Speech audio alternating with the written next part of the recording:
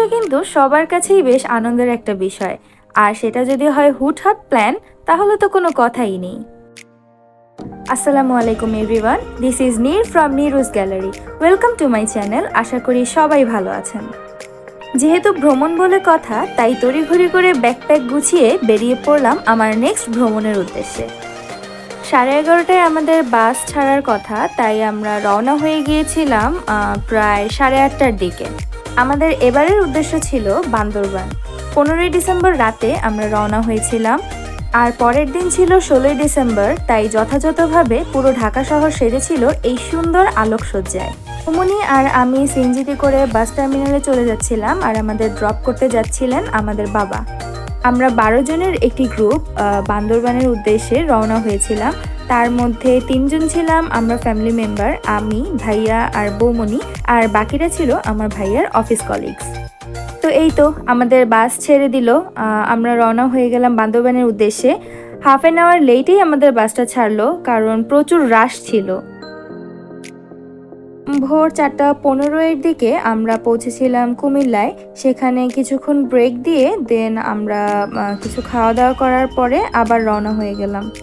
16ই ডিসেম্বরের সরকারি ছুটি তো ছিলই, তার সাথে ছিল শুক্র ও শনিবারের রেগুলার ছুটি। এই বড়সড় একটা ছুটি সবাই আসলে কাটাতে চেয়েছিলেন সুন্দর কোনো জায়গায়, তাই আমাদের ভিড়ভাট্টাও ঠেলতে হয়েছিল অনেক। ম্যাক্সিমাম মানুষেরই উদ্দেশ্য ছিল কক্সবাজার, আর বান্দরবানও যেহেতু যেতে হয় কক্সবাজারের রাস্তাতেই, তাই কক্সবাজারের ভিড়টাও আমাদের পাড়ি দিতে হয়েছিল। ঢাকা থেকে হাফ অ্যান আওয়ার লেটে বাস ছাড়ার পরেও জ্যাম থাকার কারণে কুমিল্লা পৌঁছতে আমাদের 4 ঘন্টারও বেশি সময় লেগে গিয়েছিল। শুধু তাই নয়, কুমিল্লা থেকে চিটাগং ঢুকতেও আমাদের বেজে গিয়েছিল তখন প্রায় 6:15। এরপর আরও জ্যাম পার হতে হতে আমরা কর্ণফুলী ব্রিজে এসে পৌঁছেছিলাম সকাল 10টায়। চিটাগং সিটির ভিতরে এত পরিমাণ জ্যাম ছিল যে বলার বাইরে।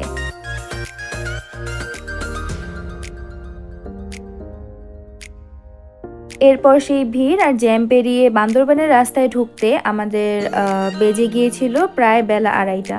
যেখানে আমাদের বান্দরবান পৌঁছে যাওয়ার কথা ছিল সকাল সকাল, সেখানে আমাদের সকাল গড়িয়ে দুপুর, আর দুপুর গড়িয়ে প্রায় বিকাল ছুঁই ছুঁই করছে, আমরা তখনও বান্দরবান পৌঁছতে পারিনি। হাজার জ্যাম পেরিয়েও যখন আসলে এই আঁকাবাঁকা বান্দরবানের পাহাড়ি রাস্তাটা চোখে পড়লো, তখন আসলে সব ক্লান্তি মোটামুটি দূর হয়ে গিয়েছিল। তো ফাইনালি 16ই ডিসেম্বর প্রায় 16 ঘন্টা জার্নি শেষে আমরা বিকাল 3:30টায় এসে পৌঁছেছিলাম বান্দরবান। আর বাস থেকে নেমেই আগে আমরা এই হোটেল থেকে আমাদের লাঞ্চটা সেরে ফেলেছিলাম, কারণ আমরা প্রত্যেকটা মানুষই ছিলাম প্রচণ্ড ক্ষুধার্ত। আমাদেরকে বাস নামিয়ে দিয়েছিল মেঘলা পর্যটন কেন্দ্রের ঠিক সামনেই। এখানে সব খাবার দাবারের হোটেলগুলো ছিল, তাই আমরা এখানেই নেমেছিলাম। বান্দরবান মেঘলা পর্যটন কেন্দ্রের খুব কাছেই ছিল আমাদের রিসোর্ট, বলা চলে ওয়াকিং ডিস্টেন্সে।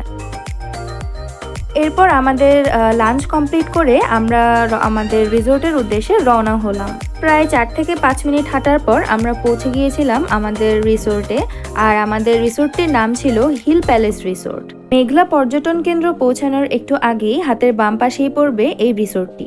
আমি আমার ব্লগের ফুটেজ নিচ্ছিলাম, তো এরই মধ্যে আমার গ্রুপ মেম্বার্সরা আমাকে ডাকছিল গ্রুপ সেলফি তোলার জন্য। আমাদের রিসোর্টটি ছিল খুবই বাজেট ফ্রেন্ডলি, আর মোটামুটি রেঞ্জের মধ্যে রিসোর্টটি বেশ ভালোই ছিল। ন্যাচারাল একটা ভিউতে ঘেরা ছিল এই রিসোর্টটি। বাইরে থেকে সেটা তেমন একটা বোঝা যাচ্ছিল না, কিন্তু যতই সামনের দিকে এগোচ্ছিলাম ততটাই সুন্দর লাগছিল এই রিসোর্টটি। রিসোর্টটিতে ঢুকতেই হাতের ডান পাশে ছিল বিশাল বড় একটি পুকুর, আর পুকুর পাড়ে ছিল সুন্দর সুন্দর বাগান বিলাস গাছ। আর আমি যেহেতু ফুল গাছ ভীষণ রকমের ভালোবাসি, তাই এই ফুল গাছের জন্য আমার কাছে রিসোর্টটি লিখেছিল অত্যন্ত চমৎকার। রিসোর্টটির এন্ট্রান্স দিয়ে একটু ভেতরে যেতে হয় রিসোর্টটিতে ঢোকার জন্য। রিসোর্টটির সামনেই ছিল এত বড় একটি লাউঞ্জ, যেটি ছিল বিভিন্ন ধরনের গাছগাছালি দিয়ে ঘেরা। কেউ যদি পার্সোনাল গাড়ি নিয়ে বান্দরবান ভ্রমণে আসেন, তাহলে তাদের জন্যও রয়েছে এই রিসোর্টটিতে গাড়ি পার্কিংয়ের এই সুব্যবস্থা। রিসোর্টটি ছিল টোটাল 6 তলা, 3 তলা ছিল নিচের দিকে, আর বাকি 2 তলা ছিল উপরে। পার্বত্য এলাকার জন্য আসলে এই রিসোর্ট বা এখানকার ঘরবাড়িগুলো উঁচু নিচু হয়ে থাকে। আমাদের রুমগুলো ছিল 3 তলাতে। আমরা টোটাল গ্রুপ মেম্বার ছিলাম 12 জন, 6 জন ছেলে আর 6 জন মেয়ে। আমাদের মেয়েদের জন্য ছিল 2টা রুম, আর ছেলেদের জন্য ছিল একটা রুম।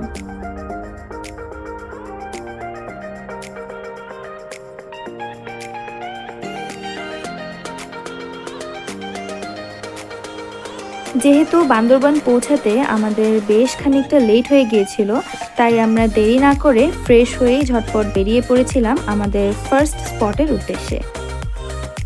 মেঘলা পর্যটন কেন্দ্র আমাদের রিসোর্ট থেকে প্রায় ওয়াকিং ডিস্টেন্স, তাই আমরা আমাদের আশেপাশের পরিবেশটা উপভোগ করতে করতেই সামনে এগোচ্ছিলাম।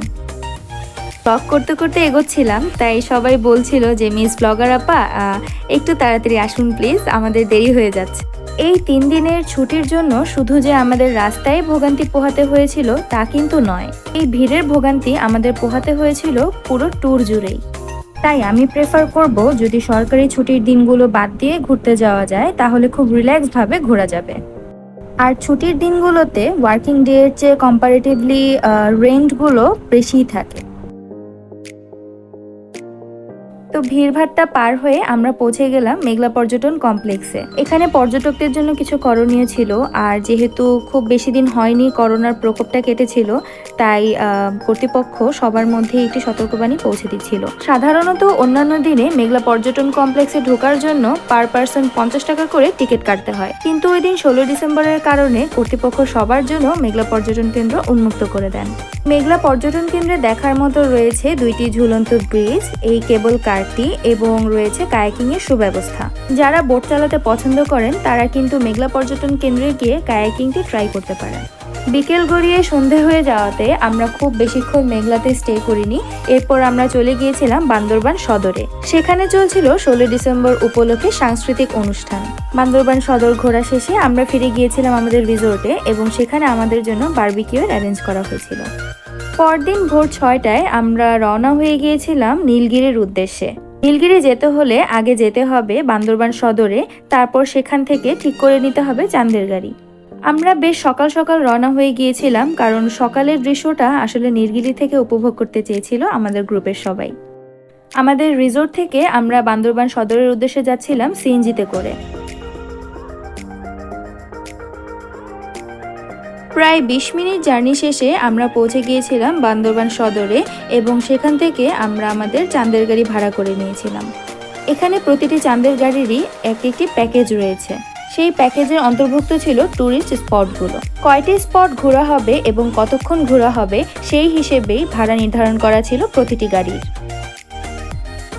এরপর আমাদের গাড়ি ঠিক করা হয় এবং আমরা সবাই গাড়িতে উঠে রওনা হই আমাদের নীলগিরির উদ্দেশ্যে।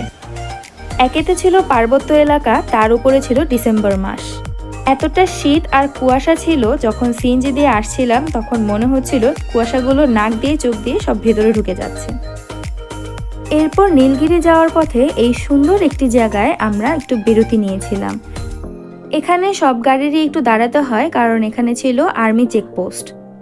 চেকিংয়ের বাহানায় আসলে আমরা উপভোগ করতে পেরেছিলাম আমাদের চারপাশের এই অপরূপ সুন্দর দৃশ্যটি।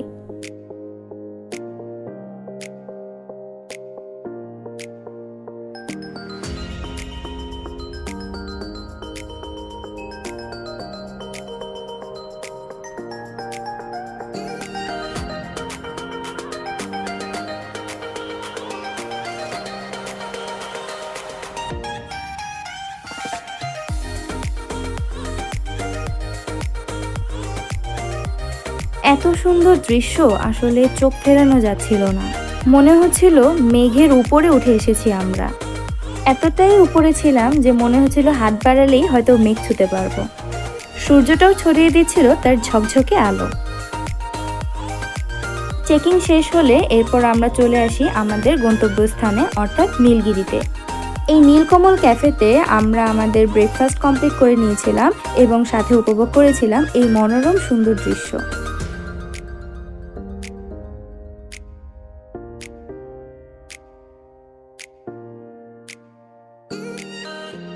ব্রেকফাস্ট শেষ করে আমরা চলে গিয়েছিলাম নীলগিরিতে প্রবেশের পথে। নীলগিরিতে প্রবেশের আগেই রয়েছে টিকিট কাউন্টার, এখান থেকে টিকিট কেটে তারপরে ঢুকতে হয়। টিকিটের মূল্য ছিল 100 টাকা। আর 3 ফুট 6 ইঞ্চির নিচে যারা রয়েছে তাদের জন্য কোনো টিকিটের প্রয়োজন নেই। এরপরে রয়েছে গাড়ি পার্কিংয়ের মূল্য তালিকা। যারা যে গাড়ি নিয়ে আসবেন তারা পার্কিংয়ের জন্য এখানে এই তালিকা অনুযায়ী টাকা পে করতে হবে। এরপর আমরা ঢুকে গিয়েছি আমাদের সেই স্বপ্নের নীলগিরিতে। আসলে এত সুন্দর জায়গা, সবকিছুই যেন মনে হচ্ছিল স্বপ্নের মতো। বিশ্বাসই হচ্ছিল না যে আমরা আসলে নীলগিরিতে এসেছি। বান্দরবানের এই নীলগিরি পর্যটন কেন্দ্রকে বলা হয় বাংলাদেশের দার্জিলিং।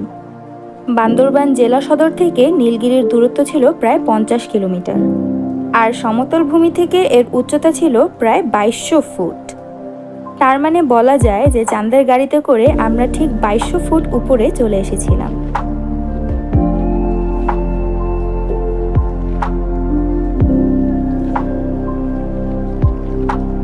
নীলগিরি আসলে এতটাই বড় ছিল যে এত কম সময়ে পুরো জায়গাটা ঘুরে শেষ করা সম্ভব হচ্ছিল না। এখানে ছোট ছোট অনেকগুলো ভিউ পয়েন্ট রয়েছে। নীলগিরিতে আরও রয়েছে হেলিপ্যাড। আমি শুধু ক্যামেরাটা হাতে ধরে আমার পরবর্তী সময়ের জন্য এই মনোরম পরিবেশটা ক্যামেরাবন্দি করছিলাম আর উপভোগ করছিলাম চারপাশের দৃশ্যগুলো।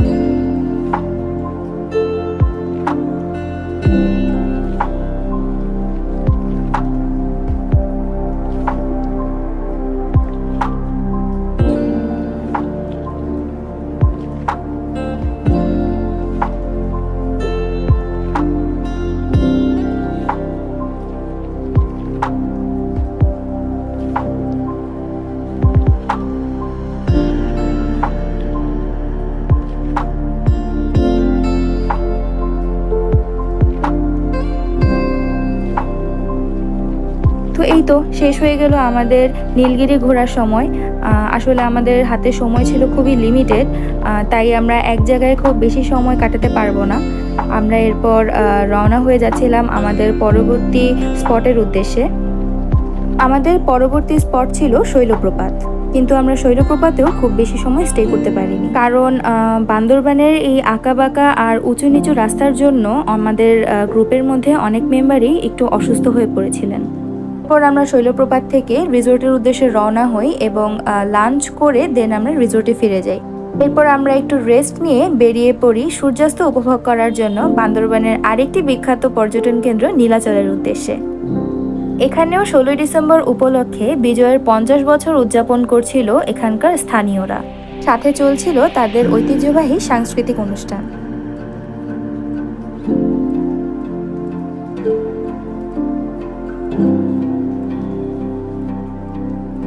নীলাচলে প্রবেশ করতে হলেও টিকিট কেটে প্রবেশ করতে হবে, আর টিকিট মূল্য ছিল 100 টাকা জনপ্রতি। নীলাচল বাংলাদেশের বান্দরবান জেলায় অন্যতম একটি দর্শনীয় স্থান। বান্দরবান জেলা প্রশাসনের তত্ত্বাবধানে বান্দরবান জেলা শহর থেকে প্রায় 6 কিলোমিটার দূরে টাইগারপাড়ার পাহাড়চূড়ায় গড়ে তোলা হয়েছে এই আকর্ষণীয় পর্যটন কেন্দ্র। নীলগিরির মতো নীলাচলে রয়েছে বিভিন্ন ধরনের ভিউ পয়েন্ট, আর প্রতিটা ভিউ পয়েন্টই ছিল ভিন্ন ভিন্ন। এই ভিন্ন ভিন্ন জায়গা থেকে সামনের পাহাড়ের দৃশ্যও ছিল ভিন্ন রকম। সমুদ্রপৃষ্ঠ থেকে প্রায় 1600 ফুট উঁচু এই জায়গায় বর্ষা, শরৎ কিংবা হেমন্ত 3 ঋতুতেই ছোঁয়া যায় মেঘ।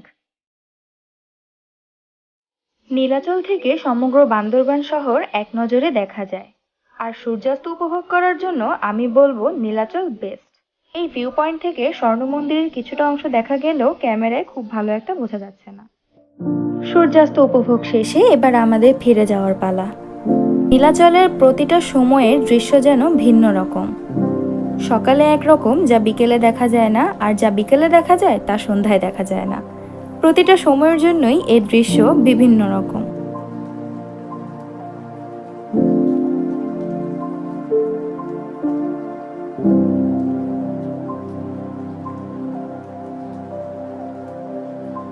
এরপর আমরা নীলাচল থেকে সোজা ফিরে আসি আমাদের রিসোর্টে।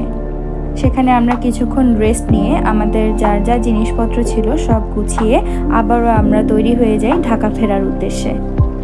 রিসোর্টটা এতটাই সুন্দর ছিল আর তাদের বিহেভিয়ারও এতটা ভালো ছিল যে রিসোর্টটা ছেড়ে যেতে খুব খারাপই লাগছিল, কিন্তু তবুও ফিরে তো যেতে হবেই, তাই খারাপ লাগাটাকে দ্বিতীয়বার আসবো বলে সান্ত্বনা দিয়ে মানিয়ে নিচ্ছিলাম।